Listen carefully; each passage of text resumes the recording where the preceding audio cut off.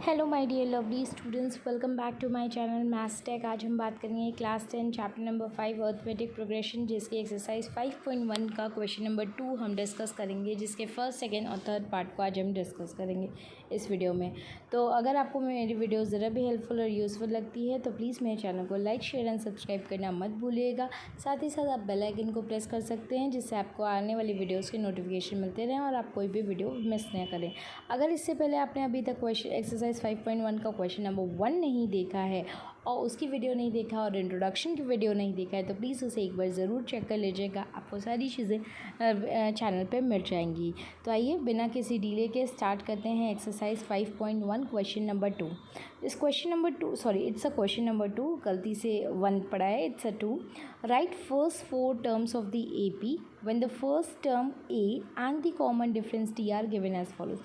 हमें AP के first 4 terms निकालने हैं, पहले 4 टर्म निकालने हैं। अगर फर्स्ट टर्म A दिया हुआ है और कॉमन डिफरेंस D दिया हुआ है तो फर्स्ट पार्ट है, ये क्वेश्चन नंबर 2 है, बाय मिस्टेक क्वेश्चन नंबर 1 पड़ा हुआ है, ये 2 होगा।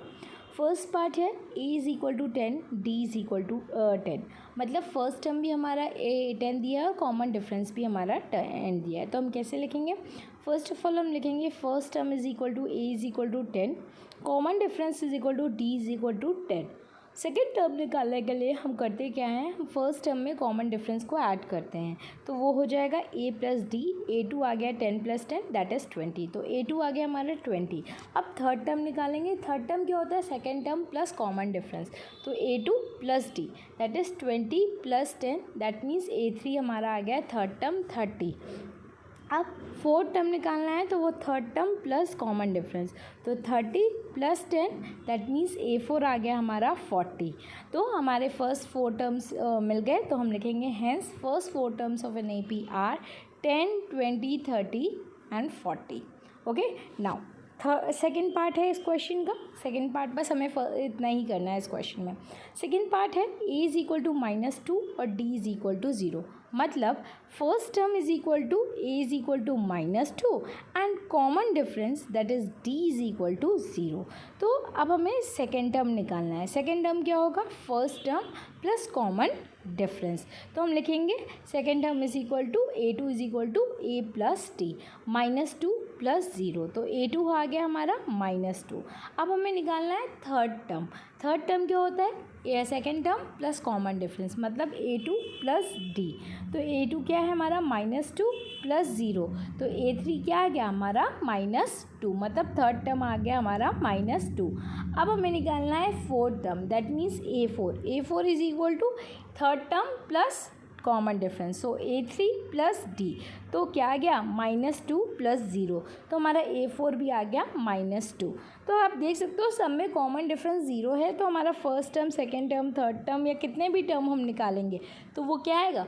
वो सेम ही आएगा। और याद है हमने पढ़ा था common difference can be positive, negative और either 0। So we will write hence first 4 terms of an AP are -2, -2, -2 and -2। Okay, so ये हमारा सेकेंड पार्ट कंप्लीट होता है। अब सेकेंड क्वेश्चन का third part, A is equal to 4 and D is equal to -3। तो first term हमारा आ गया A is equal to 4 and common difference D is equal to -3। तो सेकेंड टर्म निकालने के लिए first term plus common difference, तो A2 is equal to A plus, तो 4 प्लस -3, तो ब्रैकेट ओपन करेंगे तो 4 प्लस -3, तो 4 -3 क्या आ गया? 1, तो हमारा A2 की वैल्यू आ गई, जो कि हमारा सेकेंड टर्म है, वो आया क्या? वो 1 आया। अब इसी तरह हम थर्ड टर्म निकालेंगे, तो थर्ड टर्म क्या होगा हमारा? A2 plus common difference that is D, मतलब A2 हमारा क्या दिया है? 1 प्लस D दैट इज़ -3, तो प्लस माइनस माइनस हो गया, तो A3 इज़ इक्वल टू 1 -3, तो A3 की वैल्यू आ गई -2। अब फोर्थ टर्म निकालना है। फोर्थ टर्म क्या होगा?